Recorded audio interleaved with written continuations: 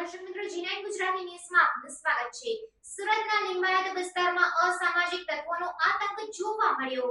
સુરતના લિંબાયત વિસ્તારમાં અસામાજિક તત્વોનો આતંક। લિંબાયતમાં MS કંપની ગેંગના ઈસમોએ મચાવ્યો આતંક। અસામાજિક ટોળકીએ ઘાતક હથિયારો સાથે આતંક મચાવ્યો।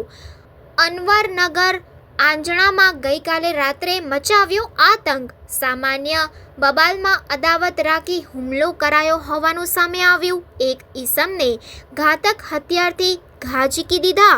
ઘર બહાર પાર્ક કરેલા વાહનોમાં તોડફોડ કરી। આતંકની આખી ઘટના CCTV કેમેરામાં કેદ થઈ। પોલીસ પેટ્રોલિંગ પર સવાલો ઉઠ્યા।